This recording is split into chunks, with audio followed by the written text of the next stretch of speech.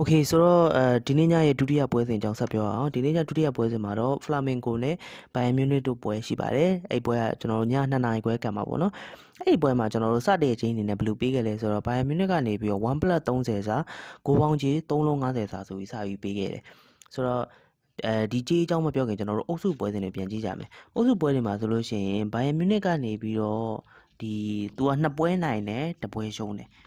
်သူနိုင်ခဲ့တဲ့2ပွဲကဘယ်သူတွေလဲဆိုတော့ Auckland City နဲ့နိုင်တယ် Auckland City နဲ့နိုင်တာတော့အရင်ပြောကြမရှိဘူးဘာလို့လဲဆိုတော့ Auckland City ကပြောရင်ဟိုဟာတွေမဟုတ်ဘူးဒီ professional player တွေမဟုတ်ဘူးသူတို့ကအပျော်တန်း level player တွေနဲ့ပဲဆိုတော့ပြောရင်အိမ်ဖြည့်လုံးဝသိရမလားရိုးရိုးအသင်းလေးတင်ပဲဆိုတော့သူတို့10-0နဲ့အပြတ်နိုင်ခဲ့တယ်ဘောကာဂျူနီယာနဲ့ပွဲဘောကာဂျူနီယာနဲ့ပွဲလို့လည်းသူတို့နိုင်တယ်ဒါပေမဲ့တခုပြောရချင်ကဘောကာဂျူနီယာကအာဂျင်တီးနားရဲ့တော်တော်လေးနာမည်ကြီးပေါ့နော် River Plate တို့ဘောကာဂျူနီယာတို့ဆိုအဲ့လိုအသင်းမျိုးတွေပေါ့နော်ဆိုတော့အဲ့ပွဲမှာဆိုလို့ရှိရင်ဘိုင်မီနစ်ကကြေးဘယ်လိုပေးခဲ့လဲဆိုတော့ဘိုင်မီနစ်ကနေပြီးတော့နှလုံးကို80စာ3လုံးကို draw ဆိုပြီးပေးခဲ့တယ်ဘိုင်မီနစ်အနေထားအရနဲ့ကြည့်မယ်ဆိုလို့ရှိရင်ဘိုင်မီနစ်ကျွန်တော်တို့ဒီဘောလုံးလောင်းတဲ့လူတွေလည်းသိမှာပေါ့နော်ဘိုင်မီနစ်ကအဲ့လိုနှလုံးစားတွေပါညာပေးရင်မအောင်ဘူးဘိုင်မီနစ်မှာဘိုင်မီနစ်ကြေးဆိုတာရှိတယ်ဆိုတော့အဲ့ပွဲမှာလည်းတကယ်ပဲအဲ့လိုနှလုံးစားပေးခဲ့တယ်ဆိုတော့ဘိုင်မီနစ်ကနိုင်တယ်ဒါပေမဲ့ကြေးမအောင်ဘူး2-1နဲ့ပဲနိုင်တယ်ပြနှလုံးသွင်းမှစားမှဖြစ်လာတော့နှလုံးကိုမသွင်းခဲ့ဘူးနှလုံးဘယ်လိုရမလဲနှလုံးမပြတ်ခဲ့ဘူးပေါ့ဆိုတော့ကြီးကြတယ်ဘိုင်မြူနစ်ကဒါပေမဲ့နောက်ဆုံးပွဲဘင်ဖီကာနဲ့ဘိုင်ယန်ကတော့ကျွန်တော်ပြောချင်တာကတော့ဘိုင်ယန်ကအဲ့ပွဲလုတ်ပွဲကစားဝိုင်းလို့ကျွန်တော်ထင်တယ်ဒီတိုင်းသူတို့ဘယ်လိုပြောရမလဲအုပ်စုပထမမလို့ချင်တော့လို့ပြောရင်ဗျာသူတို့နှစ်သင်းကတက်ပြီးသားသူတို့နှစ်သင်းကဟိုအုပ်စုဘိုးနဲ့ပဲတက်အုပ်စုဒုတိယနဲ့ပဲတက်အဲ့လိုမျိုးပဲရွေးရတော့မှာဆိုတော့ဘိုင်မြူနစ်ကဘင်ဖီကာကိုအုပ်စုဘိုးအနေနဲ့ပေးတက်လိုက်တယ်သူကအုပ်စုဒုတိယအနေနဲ့ပဲနေလိုက်တယ်သူဟိုဘက်ကချယ်ဆီကိုရှောင်ကျင်လို့ပေါ့နော်အဲ့လိုဆိုတော့sorry ချယ်ဆီကိုရှောင်ကျင်တာဟုတ်တယ်ချယ်ဆီကိုရှောင်ကျင်လို့ပေါ့နော်အဲ့လိုနေနဲ့ပဲသူတက်လာခဲ့လိုက်တယ်ဆိုတော့အဲ့ပွဲမှာလည်းဘိုင်မီနစ်ကဘယ်လောက်ကြီးပေးလဲဆိုတော့ level 80ရှုံး3လုံး40စားဆိုပြီးပေးခဲ့တယ်ဆိုတော့အဲ့ကြေးရလည်းဘိုင်မီနစ်ကအရန်ပြော့တယ်ဘိုင်မီနစ်အောင်ထိုက်တဲ့ကြေးမဟုတ်ဘူးဖြစ်တဲ့အတွက်ကြေးကြတယ်ဆိုတော့ဒီနေ့ပွဲကြေးကိုပြန်ကြည့်မယ်ဆိုရင်စတဲ့ကြေးမှာ1+30စားဘိုင်မီနစ်ကပေးနေတယ်3လုံး50စားပေးတယ်ဖြစ်တဲ့အတွက်ဒီကြေးရလည်းဘိုင်မီနစ်အောင်ထိုက်တဲ့ကြေးမဟုတ်ဘူးဒါကကျွန်တော်ကြေးအနေထားနဲ့ပဲပြောပါတော့အဲ့လိုမျိုးဒီညနေကြေးအနေနဲ့ကျွန်တော်ပြန်ကြည့်မယ်ဆိုလို့ရှိရင်ညနေခုန6နာရီတော့ကျွန်တော်ကြီးခဲ့တဲ့ကြေးရဆိုလို့ရှိရင်ဘိုင်မြူနစ်က1+80စားအထိကြီးပြော့လာအစ1+30စားကနေပြီခုဆိုရင်တလုံးသွင်းလာလေတော့80တောင်စားမယ်ဆိုပြီးတော့လူကြီးရပြော့လာပေါ့နော်ပြီးတော့ကိုပေါင်းကြီးကလည်း3လုံးကိုတော့80စားအထိဖြစ်လာတယ်ဆိုတော့ကြီးကတဖြည်းဖြည်းနဲ့ပြော့လာတယ်ဖြစ်တဲ့အတွက်ဘိုင်မြူနစ်ကိုကျွန်တော်မကြိုက်ဘူးဒီနေ့ညဘိုင်မြူနစ်ကဘလောက်ပဲသူကလည်းသူဖောင်ဘလောက်ကောင်းတယ်ပဲပြောဘိုင်မြူနစ်ကိုမကြိုက်ဘူးပြီးတော့ဖလာမင်ဂိုကဘယ်လောက်ထိကောင်းလဲဆိုတာကိုကျွန်တော်တို့အုပ်စုမှာပြန်သွားကြည့်မယ်ဘယ်လိုအခြေအနေမျိုးရှိလဲပေါ့နော်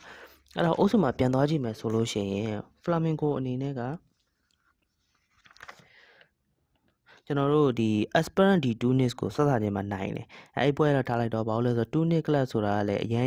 ဟိုဟာအိမ်ဖြည့်အသင်းထက်ဆိုင်မပူဘူးပေါ့နော်ဘာမှတူတူချက်ချက်လုပ်ပြနိုင်တဲ့ club မဟုတ်ခဲ့ဘူးဆိုတော့ Flamengo နဲ့ Chelsea ပွဲကသူကထူးဆန်းတယ်ဘယ်လိုထူးဆန်းလဲဆိုတော့ Chelsea ကလည်း level 90ရုံးပေးတယ်ကိုပေါင်းစီ2တီပေးတယ်ဆိုတော့ Chelsea ကပြောရင်အဲ့ပွဲမှာသူက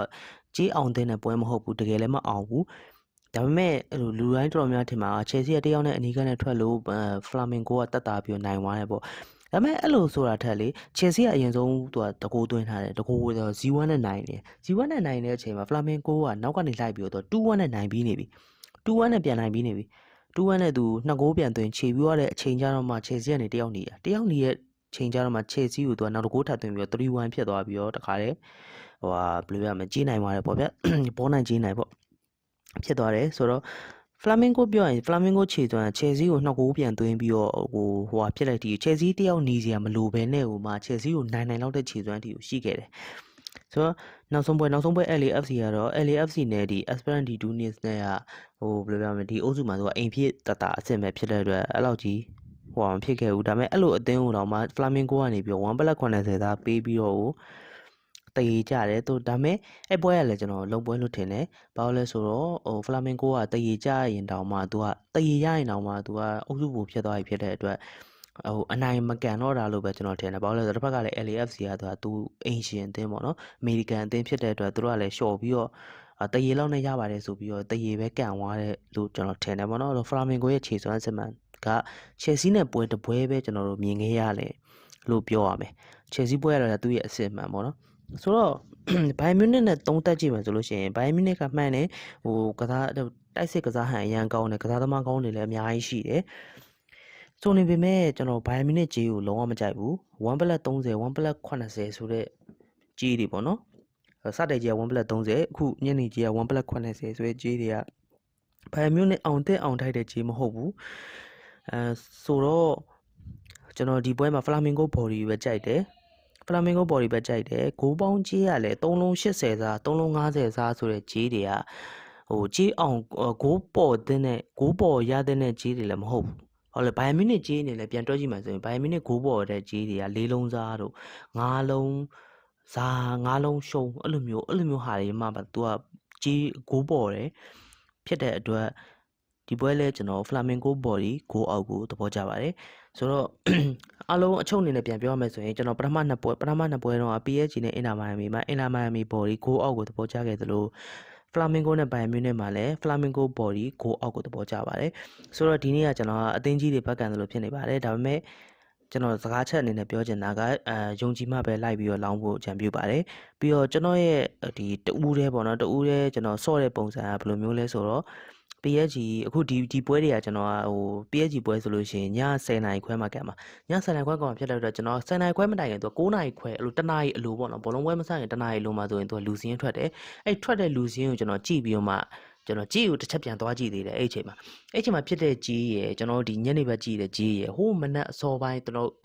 ဒီပွဲတွေအတွက်သူတို့စပေးတဲ့ကြီးပေါ့နော်အဲ့ဒီကြေ3ကြေလုံးကိုကျွန်တော်တေချာသုံးသက်ပြီးတော့မှပဲဒီပွဲကဒီလို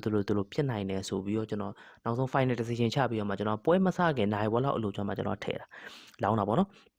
အဲ့လိုဖြစ်တဲ့အတွက်အဲ့လိုမျိုးဆော့ကျင်တယ်ဆိုတဲ့ညီကိုတွေလည်းအဲ့လိုမျိုးကိုယ့်အနေကိုစဉ်းစားချင်းချင်းပြီးတော့ဆော့လို့ရပါတယ်ဒါမှမဟုတ်လည်းကျွန်တော်နဲ့အဲ့လိုမျိုးနောက်ဆုံး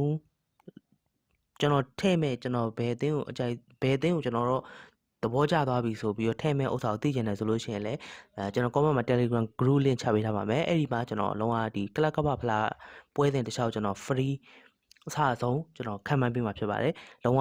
တပြားမှမယူပါဘူး free ပါဆိုတော့ညီကိုတို့အနေနဲ့နောက်နေ့ပွဲမှာပဲကျွန်တော်တို့ပြန်တွေ့ကြတာပေါ့ဗျာ